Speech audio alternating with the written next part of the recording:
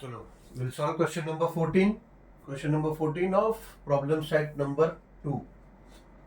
So the question says that in an isosceles triangle, length of the congruent sides is 13 centimeter and its base is 10 centimeter. Find the distance between the vertex opposite to the base and the centroid. ठीक है, triangle का naming दिया नहीं है तो we will consider the name. Let triangle A B C be the isosceles triangle. ठीक है, उन्होंने क्वेश्चन में बोला है कि एक आइसोसेलेस ट्राइंगल है तो we will consider let triangle A B C be the isosceles triangle. ठीक है, अगर अभी वो आइसोसेलेस ट्राइंगल है, if this is that it is isosceles triangle, then we can say that अभी हमने कंसिडर किया triangle ABC. We are free to consider any namings, तो we will consider ABC. So if it is an isosceles triangle then we can say that angle ABC, this angle is equals to angle ACB. ठीक है, बोल सकते हैं ना? Yes, बोल सकते हैं. ठीक है, because it's given that it is an isosceles triangle and also it's given that congruent side is 13 centimetre. Congruent side मतलब आइसोसेलेस ट्रायंगल में दो साइड कॉन्ग्रुएंट होते हैं, इक्वल होते हैं. ठीक है, तो उसका मेजरमेंट दिया 13. So angle ABC is equals to angle ACB and side AB is equals to side AC which is equals to 13 centimetre. ठीक है, दिस इज गिवन. यहां पे लिख देते हैं given and will name it as equation number 1. Okay, now कुछ हमें थोड़ा सा कंस्ट्रक्शन उसमें हमें करना है बिकॉज इसमें दिया कि find the distance between the vertex opposite the base and the centroid. ठीक है, अब सेंट्रॉइड क्या होता है हमने किया है जूनियर क्लास में 8th 9th स्टैंडर्ड में. ठीक है, अभी लेट्स से ये ट्राइंगल है ए बी सी डी. ठीक है, और ये जो तीन मीडियंस है, ये ए से मीडियन जो आ रहा है बी सी को, ठीक है, और जो सी से मीडियन जो जा रहा है ए बी पे, और जो ए सी इस पे जो मीडियन जा रहा है बी से, इन तीनों पॉइंट का जो इंटरसेक्शन पॉइंट है that point is called point of concurrence and it is normally denoted with G and it's also called as centroid. ठीक है, तो ये जी जो है सेंट्रॉइड है. तो what exactly they are asking is that find the distance between the vertex opposite to the base. यानी ये जो बेस है इसका ऑपोजिट से जो वर्टेक्स है यानी A. So distance between the vertex opposite to the base A and the centroid यानी ए टू जी. ठीक है, एग्जैक्टली सेंट्रॉइड देखो मैंने अभी समझाया, वापिस एक बार समझते हैं सेंट्रॉइड होता क्या है. ठीक है, ये देखो मैंने यहाँ पे लिखा है कंस्ट्रक्शन. व्हाट कंस्ट्रक्शन, इसमें कंसिडरेशन काफी करना है. ठीक है, सॉल्यूशन तो बहुत छोटा है इसका, बट थोड़ा सा जो कंसिडरेशन है वो थोड़ा लेंथी है. देखो, draw a median A D from vertex A perpendicular to B C. ठीक है, एक मीडियन हमें बनाना है from vertex A to B C. ठीक है, अब अगर ये मीडियन है, ठीक है, ए से अगर ये मीडियन आ रहा है बी सी को, तो मीडियंस का डेफिनेशन क्या है? मीडियन का डेफिनेशन है मीडियन डिवाइड्स दी बेस. जो भी लाइन के ऊपर वो मीडियन आता है जहां इंटरसेक्ट होता है, it divide that segment into two equal part. यानी ये मीडियन जो ए डी है, it will divide B C into two equal part. That will be B D is equals to D C, या फिर you can say B D is equals to D C is equals to half of B C. ठीक है, अभी ये isosceles triangle है. अगर ये isosceles triangle है और आइसोसेलेस ट्रायंगल में ये दोनों एंगल इक्वल होता है, अगर ये दोनों एंगल इक्वल है तो ये बेस का अपोजिट वर्टेक्स जो है ए एग्जैक्टली सेंटर में जाता है. ठीक है, सेंटर में जाता है. वहां से अगर मीडियन है मिड पॉइंट पे आता है, अगर वो यहाँ पे आ रहा है इस सेगमेंट में, then it makes a perpendicular line. So we can say that AD will be perpendicular to BC. ठीक है, so for this median that AD will be perpendicular to BC. ठीक है, that is for sure. अगर equilateral triangle होता और हम median बनाते तो all medians would have been perpendicular to the opposite side. ठीक है, अगर यही equilateral triangle होता तो ये तीनों मीडियन परपेंडिकुलर होते। अभी ऐसे ही draw a median AD from vertex A to B C, a median BE from vertex B to AC, and a median CF from vertex C to AB। ठीक है, ये तीनों मीडियन हो गया। अब let G be the point of concurrence of all three medians called as centroid, यानी ये तीनों जो मीडियंस है, ये जहां तीनों इंटरसेक्ट होते हैं, that point, that intersecting point is called point of concurrence, और it will be named as centroid. So main thing हमें जो फाइंड करना है, हमारा इंटेंशन जो क्वेश्चन जो है फाइंड करना है ए टू जी, ये ए टू जी का डिस्टेंस।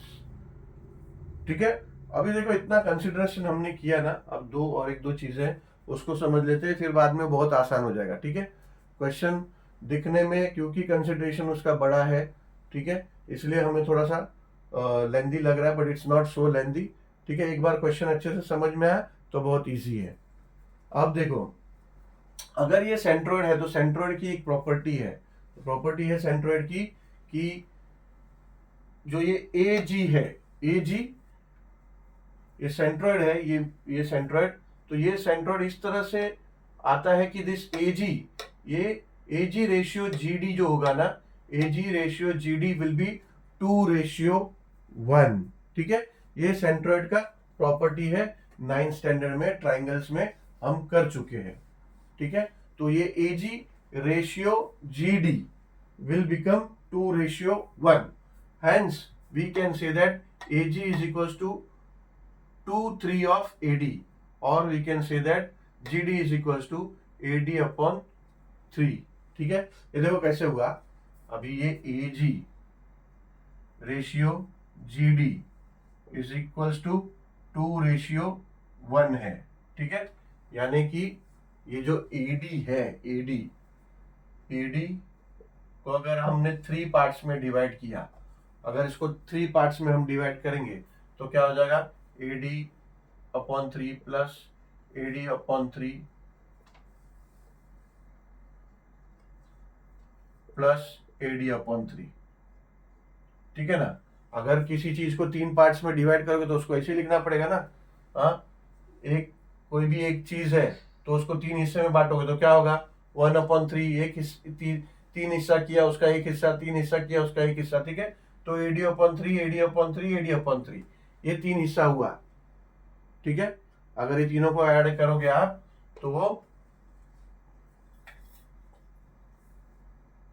तो एडी हो जाता है। ठीक है ना, ये तीनों को जब ऐड करोगे तो वो एडी हो जाएगा। तो ऐसे ही 3 हिस्सा किया तो AD upon 3, AD upon AD upon 3। अब देखो एजी क्या है, एजी 2 हिस्सा है, किसका, एडी का। ठीक है ना, 2:1, 2 मतलब इतना हिस्सा, 2 डबल से, ये इतना डबल हो गया और ये इतना सिंगल हो गया, यानी एजी क्या हो जाता है, डबल हो जाता है जीडी का, यही मतलब हुआ। तो यानी कि एजी क्या है, अगर ये एडी है तो एडी का 3 हिस्से में से 2 हिस्सा एजी है। ठीक है, तो ये 2 हिस्सा एजी का हुआ, ये एक हिस्सा जीडी का हुआ। ठीक है, सो ये AG is equals to 2AD upon 3, ये कैसे लिखा है देखो, ये एजी इज इक्वल्स टू, ये 2 हिस्सा हो गया, अगर ये 2:1 है तो फिर तो ये 2 हिस्सा हो गया, तो ये हो जाएगा AD plus AD upon 3 plus AD upon 3 is equals to, अगर इसको आप क्रॉस मल्टीप्लाई करोगे तो ये हो जाएगा 2AD अपॉन 3। ठीक है, so we can write that AG is equals to 2AD, 2/3 AD, and GD we can write that GD is equals to 1/3 of AD। ठीक है, या फिर AD अपॉन 3 ऐसा लिख सकते हैं। ठीक है, इसको हमने यहाँ पे इक्वेशन नंबर 2 लिख दिया। ठीक है, सो इन ट्राइंगल ABC, नाउ अभी हमें है ना, ये जो BC है ये 10 सेंटीमीटर दिया है, but then we know that this AD is perpendicular to BC and median है, so it is dividing BC into 2 equal parts. So we can say that in triangle ABC segment AD is median, is median and perpendicular to segment BC, perpendicular to segment BC. So therefore we can say that BD is equal to DC, BD is equals to DC, दोनों को equal part में divide किया, and both will be equals to half of BC. ठीक है, दोनों BC का half हो गया. ठीक है, और BC कितना है? BC 10 सेंटीमीटर है, so it will be equals to half of 10. BC की जगह 10 लिख दिया, 10/2 हो जाएगा 5 centimetre. So now we can say that BD और DC ये दोनों क्या हो गया? 5 सेंटीमीटर और 5 सेंटीमीटर हो गया. ठीक है, अभी हमें फाइंड क्या करना है? फाइंड करना है हमें AG.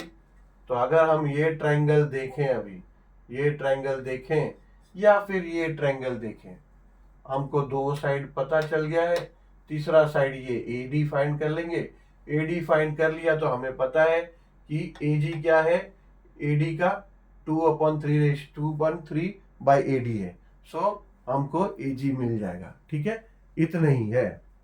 चलो यहां देखो, in triangle segment AD is median and perpendicular to segment BC, ये दिया है. ठीक है, तो हम ये भी बोल सकते हैं देयरफॉर इन ट्रायंगल ABC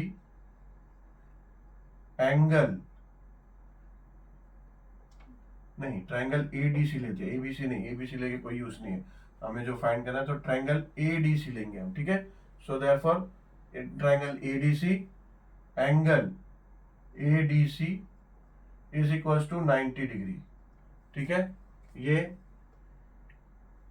यहां से हम फ्रॉम इक्वेशन 3 भी बोल सकते हैं, इक्वेशन 3 भी बोल सकते हैं फ्रॉम इक्वेशन 3. ठीक है, so we can say that therefore, अब इसमें पाइथागोरस अप्लाई करेंगे तो क्या होगा? AC square. So therefore AC square will be equals to DC square plus AD square. ठीक है, and the reason will be Pythagoras theorem.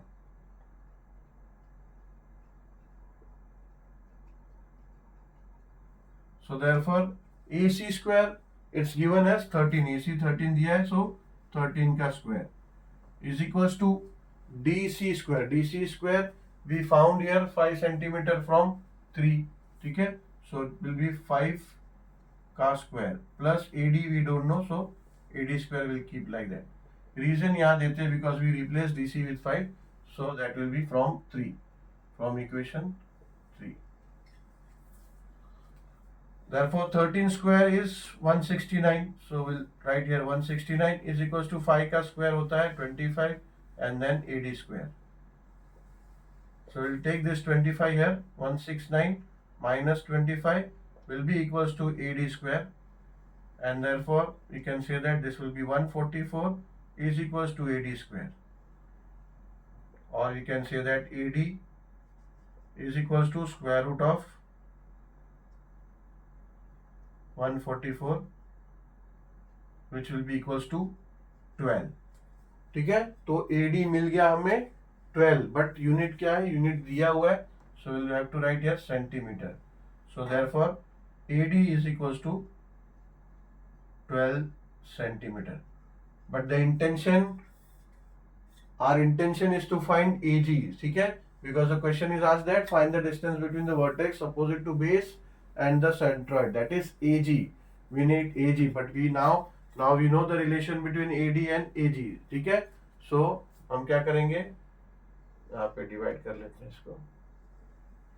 So now we know that कि AG is equals to 2/3 of AD. ठीक है, this is from equation 2, from 2. So now AG is equals to 2/3 of AD. ठीक है, and now we found AD here.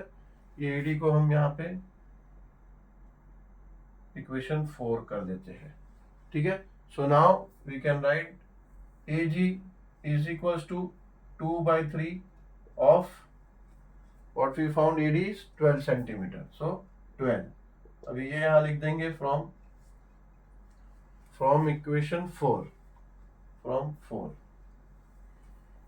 Now ये हो जाएगा 3 1 जा and ये हो जाएगा 3 4 जा. So AG is equals to 4 2 जा 8. So 8 centimeter. So these we are supposed to find. So we found it. AG is equals to 8 centimeter. So we can write our answer. The distance between the vertex. Distance between the vertex opposite the base and the centroid is 8 cm. ठीक है? So this is the answer.